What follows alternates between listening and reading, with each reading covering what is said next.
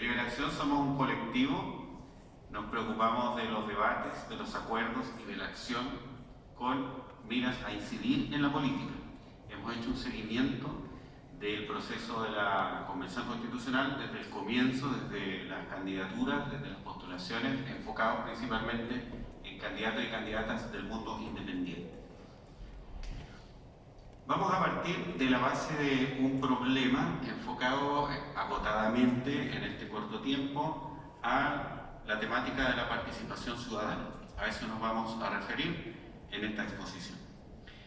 Dentro de la política formal, ¿verdad?, existe lo que se llama la participación ciudadana, lamentablemente de carácter no vinculante en Chile.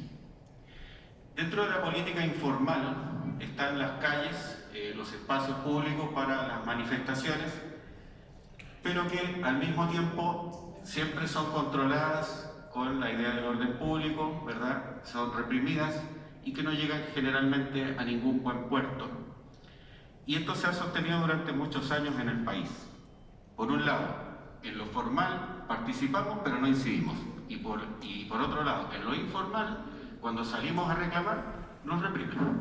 Y eso, el país, ya sabemos el resultado que tuvo, un estallido violento, donde hubo daños, ¿no es cierto? Y por supuesto, violación a los derechos humanos, para intentar controlar ese desmadre, ¿no es cierto? Entonces, ese círculo vicioso, que no tiene realmente un cauce adecuado para la expresión popular de todos los sectores y de todas las diversidades que hay en el país, ha llevado al estallido social y por lo tanto hay una deficiencia profunda en el tema de la participación ciudadana, si es que sigue siendo una participación de carácter solamente protocolar. Para hablar de eso vamos a hablar de los niveles, pasado el problema, ¿no es cierto?, planteado el problema, vamos a hablar, según la mayoría de los autores, de 4 niveles de participación ciudadana. El primer nivel se refiere a la información, el segundo nivel se refiere a la consulta, el tercer nivel se refiere a la decisión y el cuarto nivel se refiere al control social. Vamos a poner la siguiente, por favor. Vamos a exponer un caso, una forma de participación ciudadana que a nosotros nos parece recomendable para poner en práctica en esta Convención Constitucional. Y esto producto de la reflexión de los diferentes conversatorios que hicimos, desde las candidaturas hasta ya conversar directamente con algunos convencionales ya electos. Lo que se repetía en todas las intervenciones, desde las mismas candidaturas, era el problema de la participación ciudadana. ¿Cómo solucionar la participación? ¿Cómo incidir en la política? ¿Cómo hacer que las personas que participan sientan que eso tiene un sentido y un fin? Entonces, el caso seleccionado, esta forma de participación, se refiere a una experiencia que por voluntad, en este caso de un convencional constituyente, no es que sea el único que lo hace, pero lo hemos traído como un caso solamente acotado, dado el tiempo que hay para exponer. Nos enfocamos en esto. Las propuestas del distrito 14, en este caso, del caso de la Asamblea Territorial del Maipo, con la abreviatura ATM. El objetivo general de esta Asamblea Territorial es insumar las intervenciones del convencional Francisco Camaño.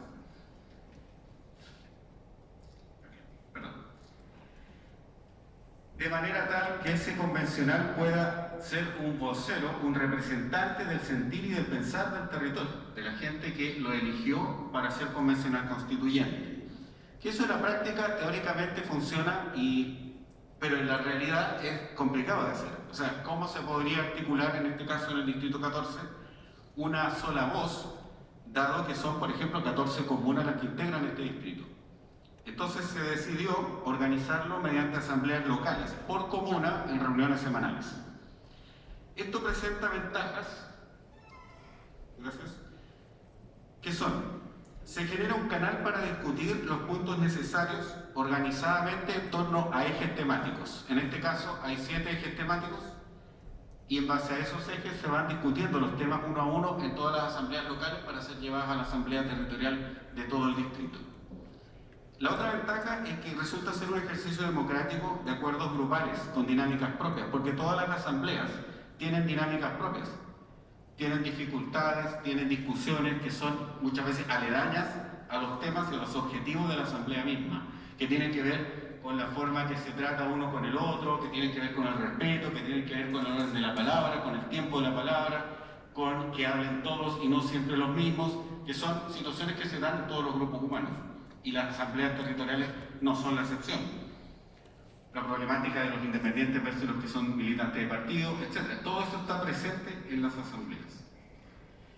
Y es un buen ejercicio democrático poder solucionar esos problemas. La tercera ventaja que le vemos es que presenta a su vez un respaldo político a las intervenciones y votaciones del representante convencional constituyente. Le da una suerte también de legitimidad, porque también hay que entender que la política representativa puede caer y suele caer en problemas de una excesiva personalismo, un excesivo individualismo, donde finalmente el representante no está conectado con lo que dice su gente, sino que está más conectado o conectada con su propio sentir y su propio pensar, lo cual es legítimo, pero es incompleto. A través de este mecanismo se propone y se sugiere una forma de completar y de retroalimentar lo que pasa en la realidad versus lo que va a exponer ese representante en la Convención Constitucional. Se le ve una desventaja, sin embargo, y es que el tiempo que se demoran los grupos en tomar acuerdos puede ser un factor desfavorable, porque lógicamente las deliberaciones toman tiempo y yo no necesito decirlo acá en esta convención porque toda la instalación y el proceso tienen un tiempo determinado que no se puede acelerar, porque si se acelera sale de mala forma. Y eso también pasa en los grupos pequeños. Ahora, pasamos a una propuesta en este sentido ya más concreta y puntual, que tiene que ver con el reglamento que se está preparando gracias a esta comisión. El reglamento que va a regir el funcionamiento de la Convención Constitucional en todos los aspectos. Obviamente que en este caso me voy a referir al aspecto de la participación ciudadana, no a todos los aspectos, solamente a la participación ciudadana, y dice así: la propuesta es que el reglamento establezca, primero, la participación ciudadana mediante asambleas territoriales, mencionándolas explícitamente como una alternativa. O sea, algo así como la participación ciudadana en la Convención Constitucional se dará, entre otros mecanismos, a través de las asambleas territoriales, mencionado como concepto, como idea, como opción. No así en general, sino que mencionado específicamente. Y segundo, que sea obligatorio para cada convencional constituyente demostrar algunos de los mecanismos de participación ciudadana en su trabajo. Por lo mismo, para evitar que haya un personalismo, ¿verdad?, y que hable solamente a título de yo, de mí, sino que exista alguna forma, no necesariamente la asamblea territorial, no es una obligación, pero es una opción.